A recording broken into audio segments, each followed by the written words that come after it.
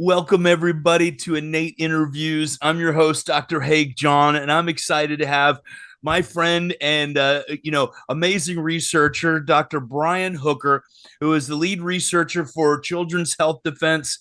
And you have been really busy lately, unimaginably, with all the things going on with Secretary Kennedy now in at the White House, and measles and our event this weekend. A lot happening in your world for sure. Why don't you Right. fill us in a little bit of really what's been going on with this a we can start with the measles. There's a lot going on, and I know Right. you've been absolutely busy. And so, why don't you fill us in a little bit about what's been happening with you? Well, there's a cluster or an outbreak of measles in Gaines County, Texas, primarily. There's probably over 300 cases and that have been reported, and I would say, being on the ground, there are many, many more cases of measles, and this is primarily within a Mennonite community. And the Mennonites give their affiliates the ability to choose whether to vaccinate or not. They vaccinate based on a lot of informed consent. There's a lot of good information there, and specifically in that community, I've been down there and visited the community. There are a lot of individuals that are older, probably in their teens and 20s, that have been vaccine injured. And a lot of them that we met were injured specifically by the MMR vaccine. And so, these were people that had lifelong debilitating injuries. Some of them could not speak, some of them couldn't walk. There was a lot of neurological injuries that were associated with the MMR. And because it's a close knit community and word travelers fast, then these individuals, a lot of families were choosing not to vaccinate. A lot of them that did vaccinate, they were getting the measles anyway. I mean, there one of the things that I didn't expect to see were so many cases of measles in individuals who had received two MMR vaccines growing up. And so they contracted it later on in life. Is that what you're saying? Years after receiving the vaccine? Right. They were contracting it now as a part of the cluster of measles that was going around now. Several families where the parents were getting the measles as well as the children. There Mm-hmm. were some individuals that got because of the cluster, they ended up going out and getting their children vaccinated Oh, because they were really kind of buying into sort of the fear mongering around the measles, and they were getting their kids vaccinated, but they would turn up, months later getting the measles anyway. And so I was really surprised to see that. The MMR vaccine is supposed to give about 93% protection when you get one dose of the vaccine, 93% protection against the measles. But that was really not the case. That was not what I was seeing, and that was not what was being reported by these families. And the measles, by and large, in many, if not most of the cases, was a mild illness. It was a fever, and chills followed by a rash. The rash was lasting anywhere between 4, to 6 days. The rash would fade, and then by and large, the children were getting better.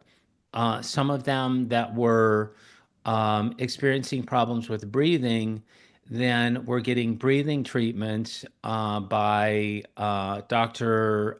Ben Edwards, who was going down there, and some of these families couldn't afford really good medical care, so he was doing free measles clinics, and for the kids that weren't breathing well, he was giving breathing treatments of budesonide and albuterol, and they were getting better.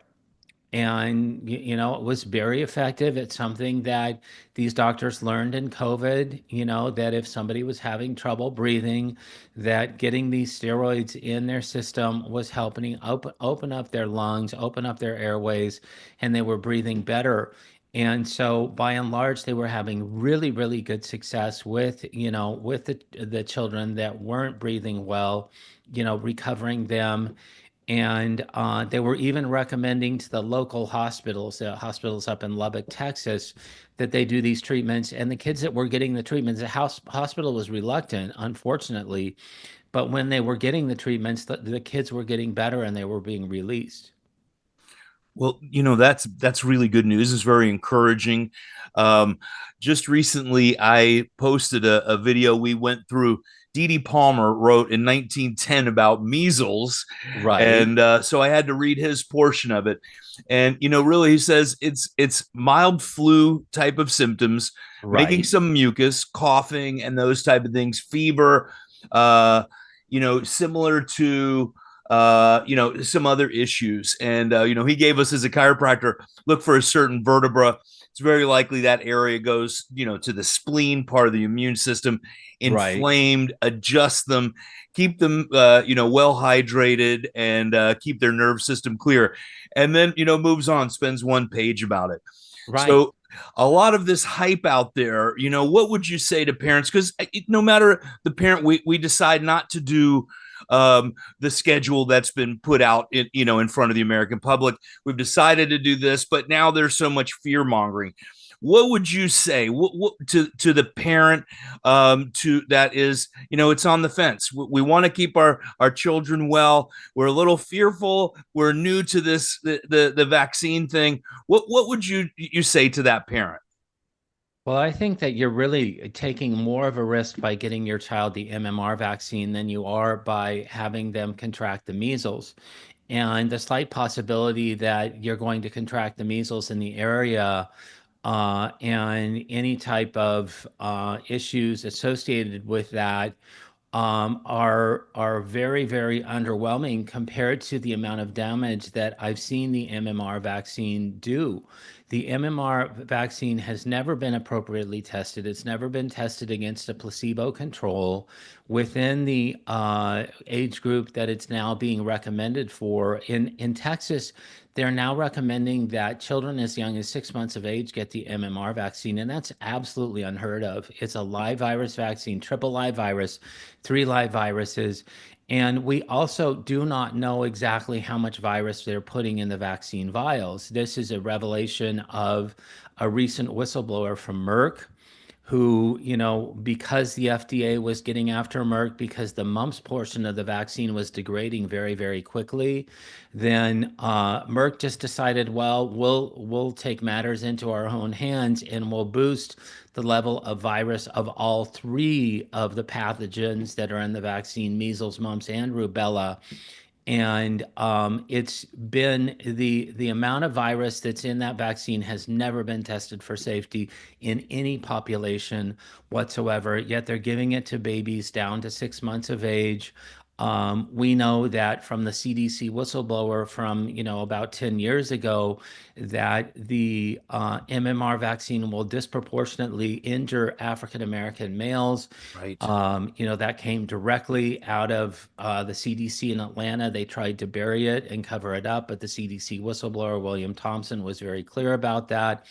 And so, given all of these issues with the MMR vaccine and the fact that it's never been appropriately tested, never been tested with a placebo control, my bet would be to get the measles because it was a self-limiting 5-day rash. I got two MMR vaccines. I grew up in a public health family. My mom was a public health nurse, so we got Me too. vaccinated, Mm-hmm. got the MMR vaccine, but yet I got the measles while I was down. Oh, not while I was down there, but I was exposed to the measles while I was in Gaines County, Texas, and then about 18 days later, I lo and behold, I came down with the measles. And so it is not effective in protecting your child or me as an adult. The waning protection over the years did me no favors. And it was a self-limiting infection. It lasted a very, very short period of time. Mine was a very mild case of the measles. And that's what we were hearing on the ground from these families. Now, in the world of immunology, right, your body now has gone to school and really learned how to handle that virus when it comes in contact with it again. And that's the beauty of this amazing immune system that we live in. If we don't give it a chance, and just I'm going to circle back a little bit in a moment, but that's Right. the philosophy, the theory behind vaccines themselves is Right. introduce the virus, the body learns how to do it, and blah blah blah. And like I just said, but it's all the other garbage, right? The toxic soup that it swims in. Um, Exactly. exactly. Now, I want to circle back just a second. You said at the effectiveness of the vaccine is expected to be 90% and those type of things. How did they determine that? And is that a real number, or is that sort of just pulled out of the sky? Well, the way that they determined that was they looked at a vaccinated population versus a naive population, and then they looked at the transmissibility of the measles in those populations. And although they're supposedly real numbers, the vaccines change over the years. Mm, The metric 93% came many, many years ago when the MMR vaccine was first introduced. The MMR2 from Merck first came out in 1989. And so those numbers are now about 30 some odd years old, 35 years old. And the MMR has changed. There's drifting of the evolutionary path of the viruses in the vaccine.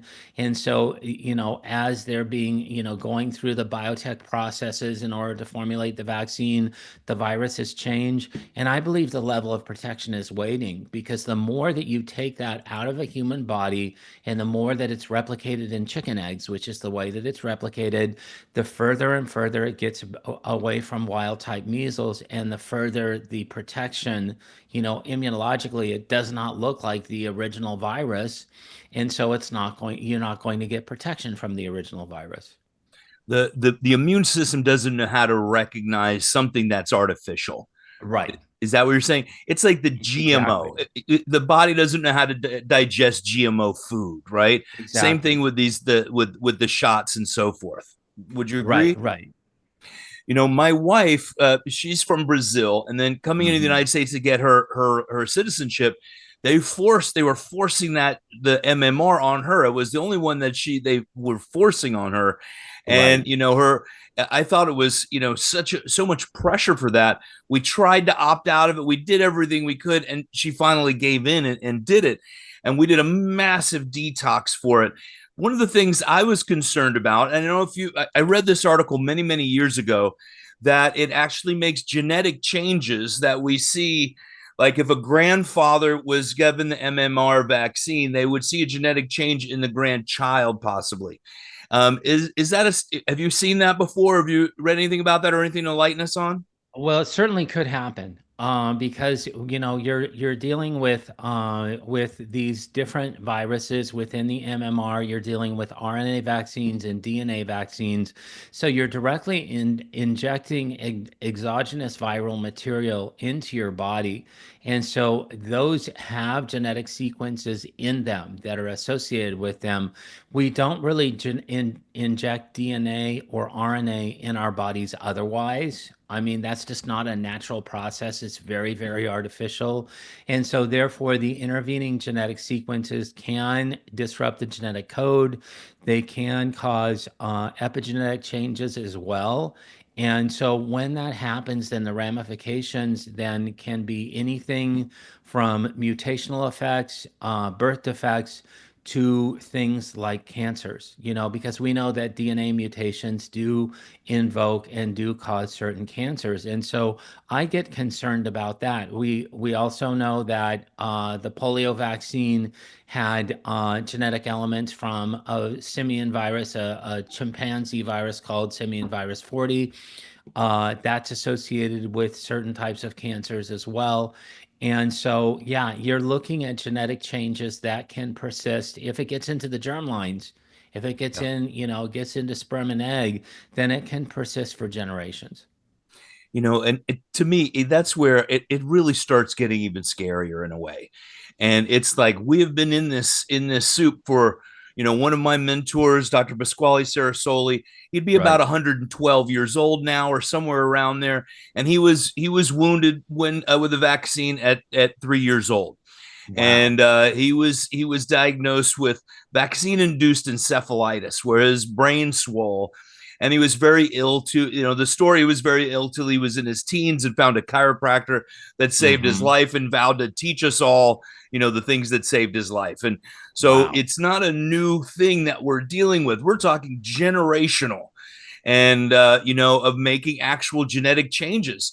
So a lot of the things, would you assume in that now, where we're seeing just such a high percentage of autism, um, could it be from the single shot, or are we maybe looking at generational? Of we're coming to a pinnacle where we just can't handle it as a species any longer. Well, I think it's a combination of factors. I do think that vaccines do play a huge part in the etiology of autism, especially when you're looking at vaccines that are given around 1 years of age, 15 and 18 months of age, because there are so many of them. And then when you get the MMR vaccine, you also get the varicella vaccine. That's another live virus vaccine that really overtax the immune system. A lot Yeah. of children are then, participating in a catch-up schedule. So they're getting then aluminum adjuvants at the same time as they're getting formaldehyde, polysorbate 80 that eclipses the blood-brain barrier. And so a lot of toxins are going into the brain at the same time that the immune system is being compromised by seeing high levels of virus, 3 or 4 different viruses given at the same time. And Dr. John, this is not a natural phenomenon. This No. does not naturally happen to the body. We are not naturally exposed to 4 live viruses all at the same time through our bloodstream, through direct injection. It just does not happen. And when you put all of these unnatural factors into play, then you would expect to see encephalitis, encephalopathy, mitochondrial dysfunction because of overwhelming the cellular system of energy, with things that sap the energy, take the energy out of cells, and the cells that require the most energy in the body, especially at that developmental period, are the brain. And Yeah. so that's why I think we see so many neurological injuries at that age. I'm going to circle back again to another one. And you mentioned about the African American community and Right, how important it is. Is that under 18 months? If you could just go through those stats, because I've right, done so many, talks in churches and in the African American community about this, because the numbers aren't just slightly higher. We're talking well over 300% likelihood under a certain age. Maybe you could fill this in, because I'm also, I want to get as many. We're having our event, it's Save the Babies, right, and this is what part of our mission. We're going to be in Atlanta together. This is this coming Saturday, April 26th, and we're inviting as many people as possible so we can. right. And we've made a code, Innate 100. That's a free pass you get in through the door, and we're trying to get this out to this community. So could you just maybe enlighten us again about the vaccine and that over 300%? Right, right. Well, this came from a whistleblower who contacted me in 2013 regarding an original paper by the CDC, really the only paper where they studied the MMR vaccine for autism incidents.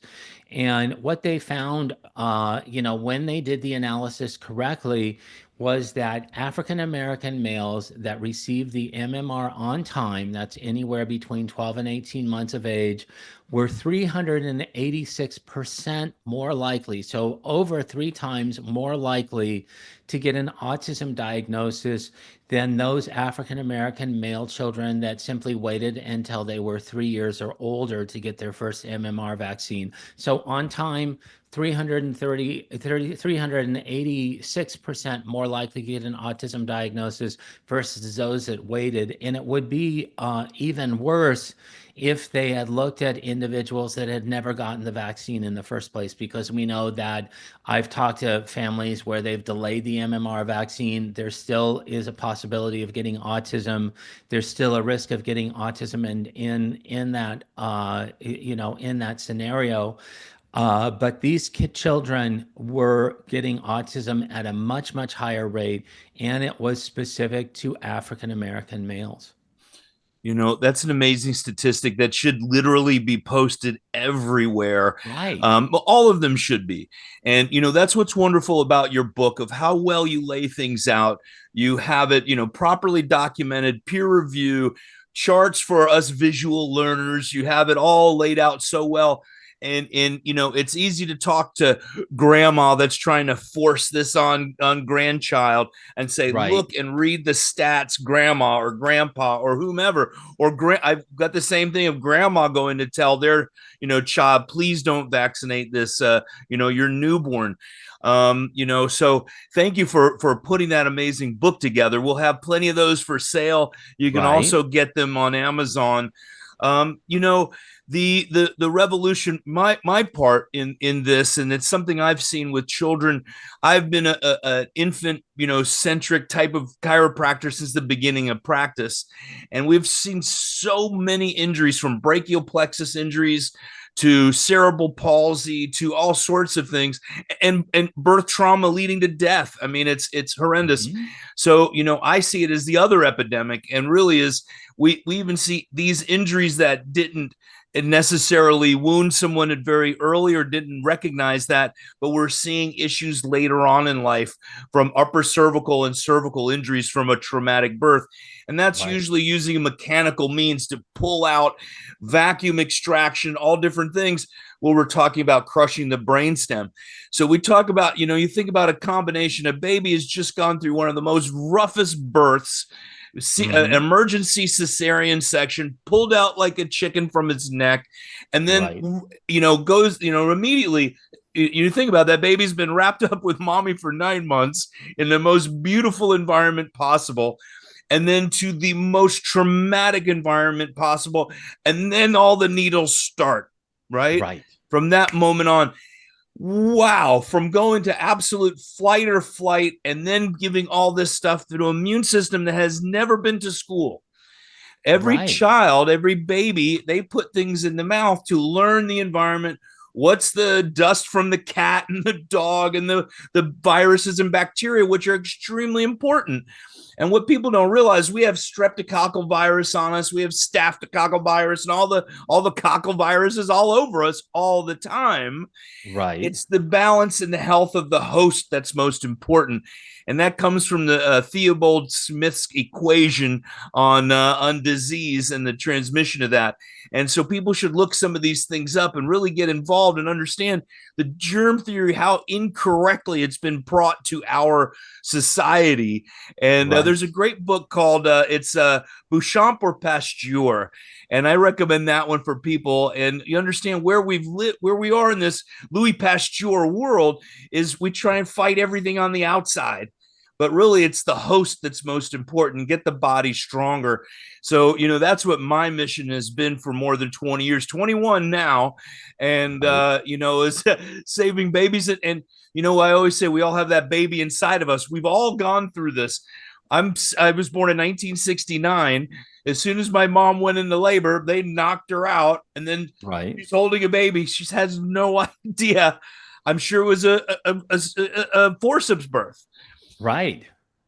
So, I had migraines, headaches, all these things my whole life, allergies. And it wasn't until I really got my body, my cervical spine corrected, cleaning up all the environmental garbage I possibly could. And I just recently found my vaccine record.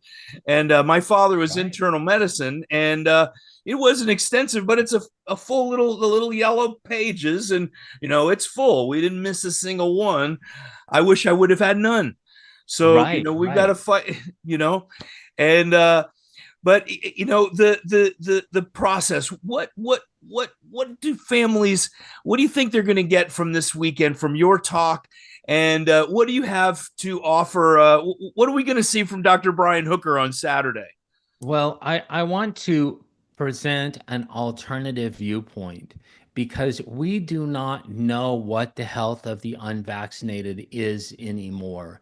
And when you look at the differences between vaccinated and unvaccinated children, you see something really, really marvelous. You see healthy children the way that nature intended, the way that God intended them to be, and their abilities to ward off these infectious diseases with no problem whatsoever. And then also, their ability to withstand other types of stressors and pressures from their environment in a world that they haven't had their immune systems assaulted, compromised over and over again. They haven't been subjected to oxidative stress to the tune of 6 to 8 different vaccines given in a single pediatrician visit all at the same time. And so when you see these children, they're so much different. They're so much more healthy. Their rate of innate infections goes down much, much lower. So, it's almost like vaccines become the self-fulfilling addiction to medical care because these children are more sickly. They have to go to the doctor more. They get more antibiotics. They toxify their bodies. They take Tylenol. That toxifies their bodies further. It connotes more illness, more sickness, more disease, and really more profits for the pharmaceutical companies. But the thing that pays in the long run is the health of the patient. And so the more that I can show that, and I can convince people that this is not the right path to take, this is not the path to choose, the path of allopathic medicine, they do not have your best interest in heart. And they're looking instead for profits and the bottom line for shareholders rather than the best outcomes for patients.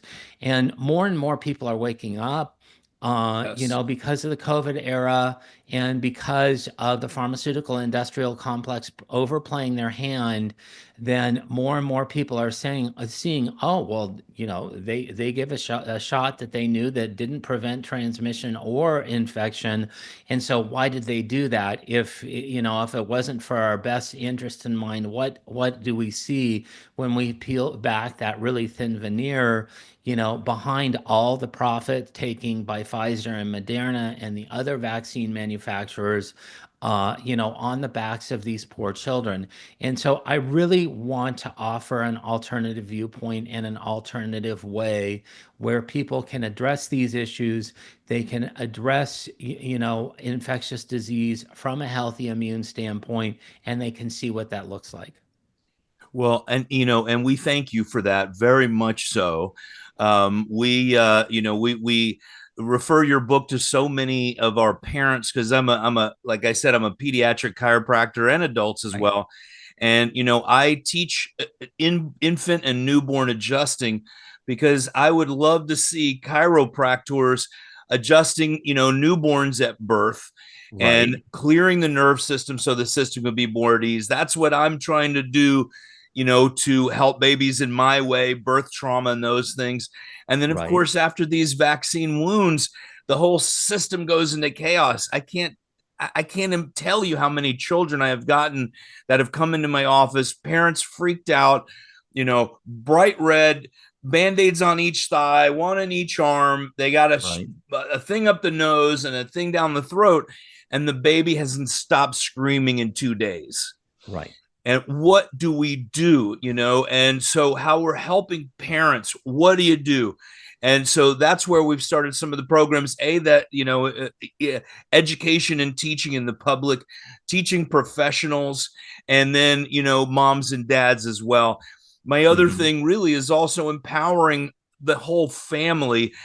We had an emergency transfer. We were doing a home birth and went to the emergency room with my daughter, my wife giving birth, and I got the arm push me out of the way. And I Oh my didn't let goodness. that happen very long, but No. that's who I am. But in teaching dads to also be, you're the protector, mom's having a game plan or a birth plan, and really empowering fathers and mothers. We have a lot of females, a lot of moms coming interested in these things, but we need the dads also, and the grandmas and the We grandpas and do. everybody there, because it takes our tribe to stand up for the mom who's giving birth. She's in la la land. She's in labor. And so we need that team. Our groups are so important. So it's empowering dads, moms, grandma, grandpa to be able to say, no, we don't want that. And Right. to be able to have those teams. So the education and all the work that you have been amazing to perpetuate that. We want to and thank Robert F. Kennedy Jr. For all the work and labor that you all have been doing for all these Right. years to protect the family and get the education out there. And the best reference guide by far is your book, Vaxxed and Unvaxxed.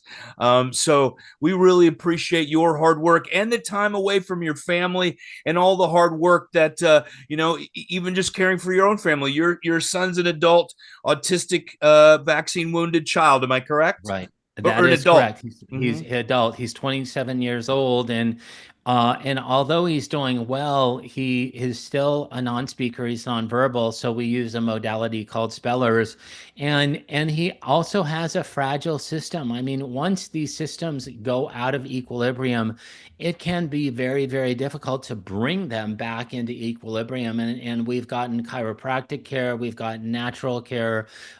We've gotten some allopathic care that's been effective.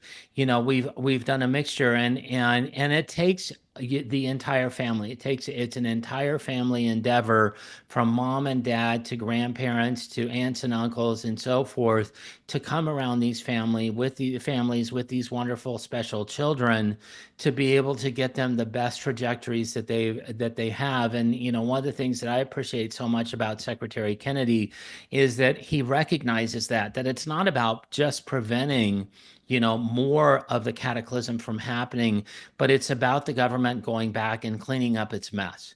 And that this is a messy situation.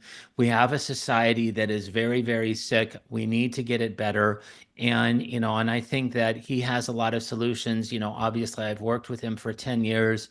I've seen him in action. And so, I think that good times are coming, good things are happening, and I'm so excited to come down to Atlanta. Always have a good time with Hey John, no matter what. And it's going to be a celebration of children, a celebration of the family, and there's going to be lots of good opportunities to learn things, about wherever you are in your stage of life, wherever you are, if you have children, wherever your children are, if you're planning a family, what's the best trajectories to pick to plan a family, and I'm really, really looking forward to it. Well, we're looking forward to having you, and again, and having you at this again, and hopefully many more together. Because Absolutely. your information, everything, and I just like being around you because you're such a shining light. Um, just a little bit of to talk about what to expect, and then I'll let you go for the day. We have Constance Ortiz, who is going to speak about the amazing work that she's done, and I'm on the board of directors at this school. They have Right. organic food in the lunchroom. They grow a lot of the food on campus. The children get their hands dirty, which is beautiful. They have filtered air, HEPA filtered air in the school, all the natural lighting possible. The grades are amazing. 60% of their students are under the poverty level, which is incredible, the work that they're doing with these children. And Right. then, on a public school budget and student body over almost 3,000 students, and they've been doing it for 25 years. It is a model I would love to see perpetuated around the country because, hey, if they can do it, anybody can do it. And so we're blessed to have her on stage and telling her 25-year story of success with that and changing lives of so many children. We have Dr. Nancy Tarlow, who is a great and dear friend of mine and of Dr. Hooker's. Right. And Right. she's going to talk about nutrition in pregnancy and chiropractic in pregnancy as well, and how important those things are. I'm going to talk about, helping children with birth trauma and actually what we can do and how we can help them. And I've got a new book coming out. We're about 10 chapters in and a lot of proofreading still to do, but we're getting there too because it's all about saving lives and helping families. Dr. Brian Hooker, thank you. Thank you very much for being on with me today. I'll see you in just a couple of days. And any last closing comments? Well, no, if you're in the area, come on out. It is, it's always, again, with Dr. Haig John there, it's always going to be a party. It's going to be a lot of fun. I believe in laughing at ourselves. I laugh at the mistakes that I've made. And we've learned how to laugh over the years, even, with some of the adversity that my family's faced. And so I think it's going to be a fun family time. I don't think it's just, intense learning. I think that there's a lot of wonderful topics that you will be able to learn about, and you'll be able to learn a new way of having families and protecting your babies. But I think it's just going to be a really, really fun event at the same time. Absolutely. Thank you for that. And thank you for your time and all the hard work you have done. Have a beautiful afternoon. And I'll see you in a couple of days. And thank you, everybody, for joining us. Don't forget to click and subscribe and share this with your friends because a lot of great information in today's podcast. And thank you very much.